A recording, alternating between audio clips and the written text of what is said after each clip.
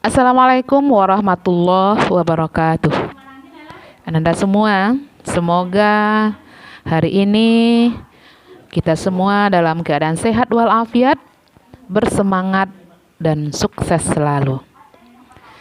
Mari kita awali pertemuan kita dengan membacakan Bismillahirrahmanirrahim. Ananda, materi kita pada hari ini adalah tentang pengukuran. Mengukur merupakan kegiatan membandingkan suatu besaran dengan besaran lain dan dinyatakan dengan angka. Contoh, kita dapat mengukur panjang suatu meja dan dilihat pada alat ukur ada yang 100 cm, ada yang 80 cm, dan lain-lain. Di dalam pengukuran, kita kenal dengan adanya besaran dan satuan. Besaran merupakan sesuatu yang dapat diukur dan mempunyai satuan. Contoh,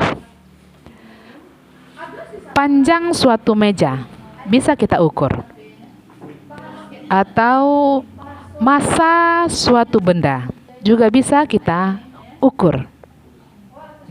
Sedangkan satuan adalah alat pembanding dalam suatu pengukuran.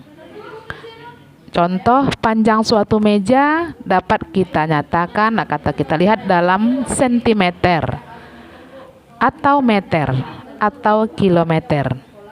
Ya. Besaran terbagi dua, yaitunya besaran pokok dan besaran turunan. Besaran pokok adalah besaran yang satuannya telah didefinisikan terlebih dahulu. Sedangkan besaran turunan adalah besaran yang satuannya diturunkan dari besaran pokok.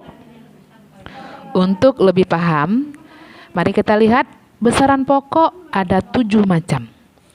Yang pertama adalah panjang, yang dinyatakan dengan lambang L kecil. Satuan dari panjang pada sistem MKS, yaitunya meter kilogram sekon, dinyatakan dengan meter. Kalau pada sistem CGS, sentimeter gram sekon, dinyatakan dalam sentimeter. Yang kedua adalah massa, yang dilambangkan dengan M kecil. Satuannya bisa kilogram ataupun gram. Yang ketiga adalah waktu, yang dilambangkan dengan T kecil. Yang satuannya adalah sekon. Yang keempat adalah suhu, yang dilambangkan dengan T besar. Yang satuannya adalah Kelvin. Yang kelima adalah kuat arus, yang dilambangkan dengan I kecil. Yang satuannya adalah ampere. Yang keenam adalah intensitas cahaya. Yang satuannya adalah candela atau kandela. Yang ketujuh adalah jumlah zat. Yang satuannya adalah mol. Besaran turunan, contohnya bisa kita lihat pada tayangan berikut. Ada luas, ada volume, ada massa jenis, ada kecepatan, ada percepatan, gaya, usaha, daya, dan lain-lain. Contoh, untuk besaran turunan luas, untuk menentukan satuannya, kita lihat penjabarannya dari besaran pokok. Luas merupakan hasil kali panjang dengan lebar. Luas sama dengan panjang kali lebar.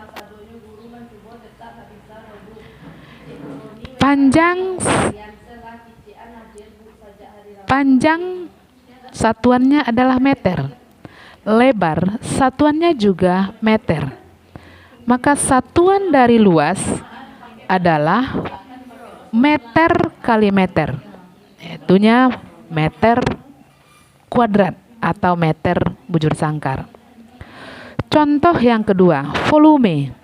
Volume merupakan hasil kali panjang, kali lebar, dan kali tinggi. Panjang satuannya meter, lebar satuannya meter, Tinggi satuannya juga meter. Panjang kali lebar kali tinggi. Maka satuan dari volume adalah meter kali meter kali meter. Menjadi meter pangkat 3 atau meter kubik. Contoh yang ketiga adalah kecepatan. Untuk mencari suatu kecepatan benda, dapat kita bandingkan antara perpindahan dibandingkan dengan waktu.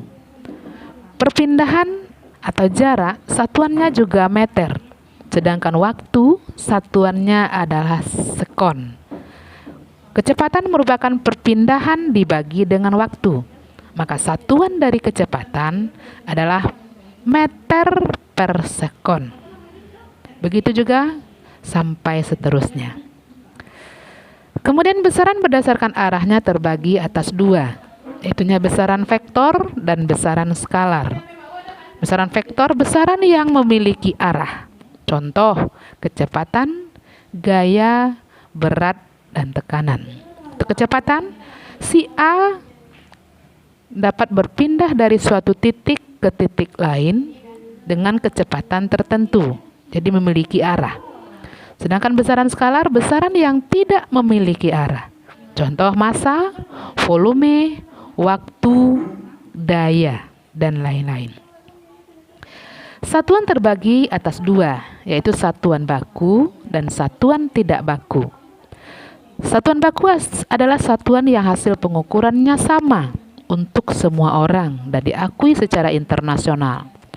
Contoh, meter, kilogram, ons, liter, kilometer, gram, dan lain-lain. Sedangkan satuan tidak baku adalah satuan yang hasil pengukurannya tidak sama untuk setiap orang dan tidak diakui secara internasional. Contohnya depa, hasta, kaki, dan jengkal. Contoh, panjang suatu meja kalau kita ukur dengan meter, dilakukan dengan teliti, apakah yang mengukur itu si A, si B, si C, ataupun yang lainnya, maka hasilnya akan sama. Contoh 100 cm, tetapi harus dilakukan dengan teliti.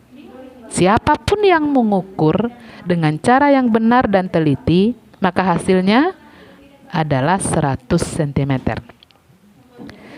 Kalau satuan tidak baku, meja yang sama diukur oleh orang yang berbeda dengan menggunakan jengkal, contohnya, itu hasilnya akan berbeda.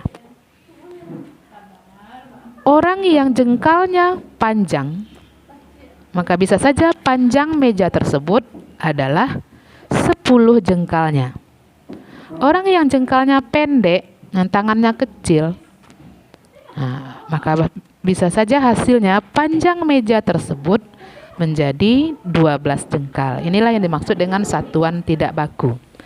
Baiklah Anda semua, itulah materi kita pada pertemuan kali ini. Silakan dilihat, disaksikan, disimak dengan seksama, dan dipahami. Jika masih ragu, ulang kembali saksikan. Dan jika masih ragu, silakan kita berkonsultasi atau berdiskusi di grup. Baiklah, kita akhiri pertemuan kita dengan membacakan Alhamdulillahirrabbilalamin. Assalamualaikum warahmatullahi wabarakatuh.